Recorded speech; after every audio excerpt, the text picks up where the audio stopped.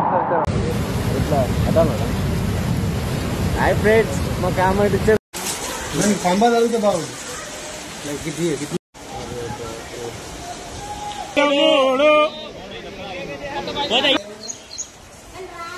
ఇల్లు మొత్తం ఖరాబ్. ఎవరిదే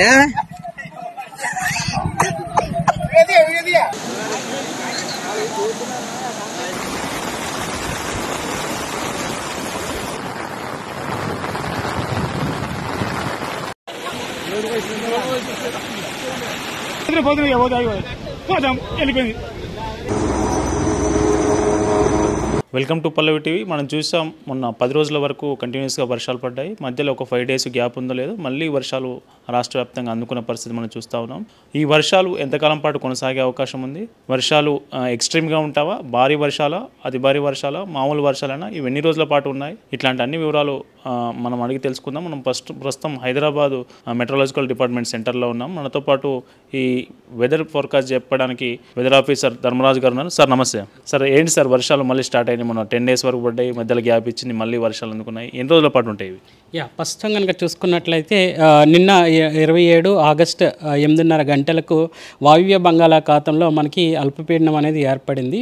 సో ఇది ఏర్పడి వాయువ్య దిశగానే ఒడిశా తీరం వైపు కొనసాగుతూ ఉంది. ప్రస్తుతం ఇది ఈరోజు గుర్తింపదగ్గ అల్పపీడనంగా కూడా ఈరోజు ఉదయం 8:30 గంటలకు అనగా ఈరోజు 28 ఆగస్టున కూడా అదే ప్రదేశంలో కేంద్రీకృతమై ప్రస్తుతం కొనసాగుతుంది.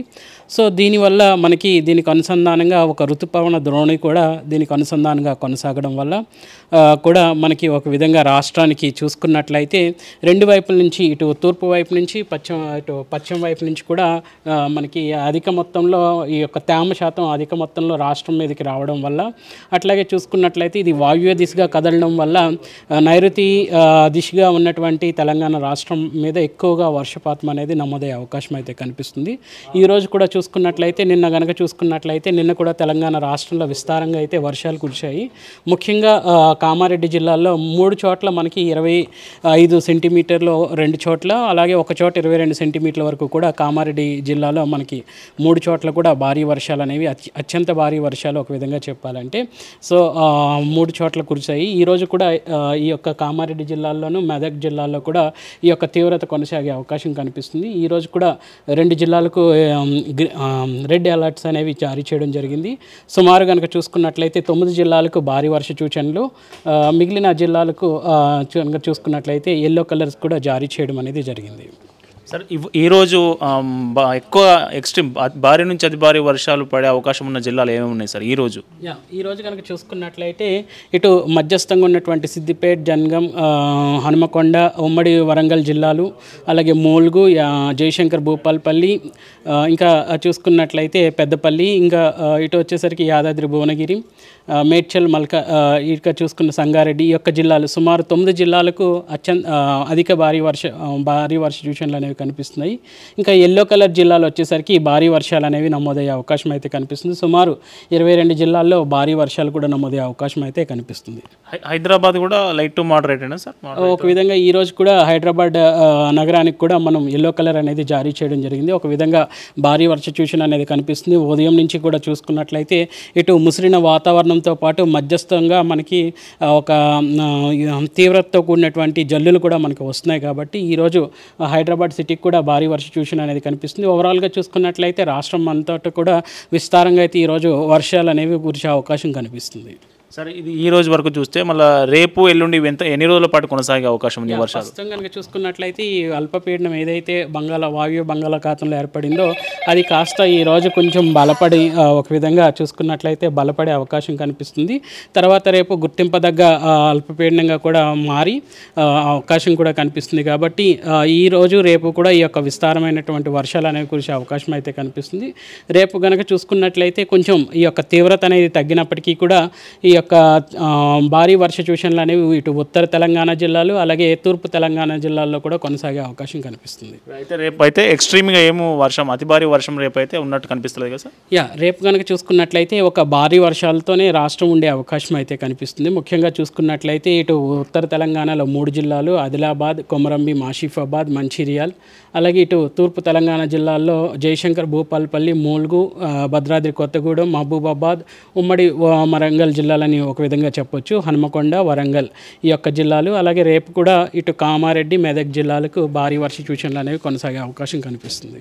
సరే, ఇవాళ రేపు 2 రోజులైనా ఇంకా ఎల్లుండి కూడా ఇంకా 2-3 రోజుల పాటు కొనసాగే అవకాశం ఉంటుంది. ప్రస్తుతం కనుక చూసుకున్నట్లయితే అల్పపీడన ప్రాంతం కొనసాగుతున్నటువంటి ఈ అల్పపీడనం ప్రస్తుతం ఈరోజు రేపు ఉన్నప్పటికీ కూడా తీవ్రత అనేది ఎల్లుండి నుంచి తగ్గే అవకాశం కనిపిస్తుంది. కాబట్టి ఈరోజు రేపు కూడా భారీ వర్ష సూచనలు అనేవి రాష్ట్రానికి ఇవ్వడం జరిగింది.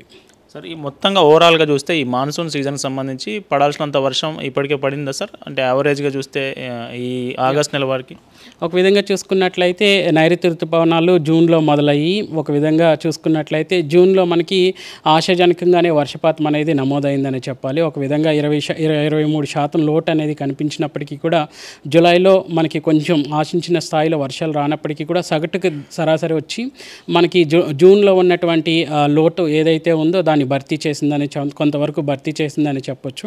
అయినప్పటికీ కూడా 5% లోటుతోనే మనం జూలై మాసం కూడా ముగించాము. తర్వాత ఆగస్టుకు వచ్చేసరికి మొదటి వారంలో మనం ఆశించిన స్థాయిలో వర్షాలు లేనప్పటికీ కూడా 13 నుంచి ఏదైతే అల్పపీడన ప్రాంతం బంగాళాఖాతంలో కొనసాగిందో దానివల్ల మనకి ఒక విధంగా 13 నుంచి 18 వరకు కురిసినటువంటి భారీ వర్షాలు, కొన్ని చోట్ల అత్యంత భారీ వర్షాల వల్ల ఒక విధంగా ఆ యొక్క లోటు అనేది భర్తీ అయ్యి ఒక విధంగా రాష్ట్రం ఇప్పుడు ప్రస్తుతం 8% అధికంగానే వర్షపాతం అనేది సగటుకి అంటే కూడా సాధారణ సగటు కంటే కూడా అధికంగానే వర్షపాతం అనేది నమోదైందని చెప్పొచ్చు. ఓకే సార్, అంటే ఈ 2 రోజుల తర్వాత వర్షాలు కొంచెం తగ్గుముఖం పట్టే అవకాశం ఉంటుంది అంతే సార్. ఇప్పుడు ఈ వానాకాల సీజన్ సంబంధించి ముందు మళ్ళీ ఇంకా కురిసే అవకాశాలు ఉంటాయా సార్? ఒక విధంగా చూసుకున్నట్లయితే వానాకాలంలో మనకి నైరుతి ఋతుపవనాల కాలం అనగానే కాల వ్యవధి మనకి జూన్ నుంచి మొదలుపెట్టి సెప్టెంబర్ వరకు కూడా 122 రోజుల ప్రయాణం అనేది ఇది కొనసాగిస్తూ ఉంటాయి నైరుతి ఋతుపవనాలు. తర్వాత క్రమేపీ యొక్క తీవ్రత తగ్గి మనకి ఈశాన్య గాలులు అనేవి కూడా రాష్ట్రం వైపు వస్తుంటాయి. సో ప్రస్తుతం ఆగస్టు మనం ఆల్మోస్ట్ చివరి వారంలో ఉన్నాం కాబట్టి ఈ యొక్క అల్పపీడన ప్రాంతంగా కొనసాగుతున్న బంగాళాఖాతంలో ఏదైతే అల్పపీడనం కొనసాగుతుందో దాని ప్రభావంతో పాటు నైరుతి ద్రోణి ప్రభావం కూడా రాష్ట్రం మీద ఉండడం వల్ల ఒక విధంగా రాష్ట్రంలో ఈరోజు రేపు కూడా వర్షాలు విస్తారంగా కురిసి తర్వాత ఈ యొక్క తీవ్రత అనేది ఒక విధంగా వర్షాలు అనేవి ఉండే అవకాశం అయితే ఉంటుంది, కానీ తీవ్రతతో కూడిన వర్షాలు అనేవి తగ్గుముఖం పడతాయని చెప్పొచ్చు. ఇది మొత్తానికి వాతావరణం సంబంధించి ఇవాళ 2 జిల్లాలో మెదక్, కామారెడ్డి జిల్లాలో భారీ నుంచి అతి భారీ వర్షాలు కురిసే అవకాశం ఉంది. అట్లాగే 9 జిల్లాలు ఏవైతే మనకు ఇక్కడ కనిపిస్తున్న 9 జిల్లాలు ఉన్నాయో ఆ 9 జిల్లాల్లో భారీ వర్షాలు కురిసే అవకాశం ఉన్నట్లు వాతావరణ శాఖ అధికారి మనతో పాటు తెలిపారు.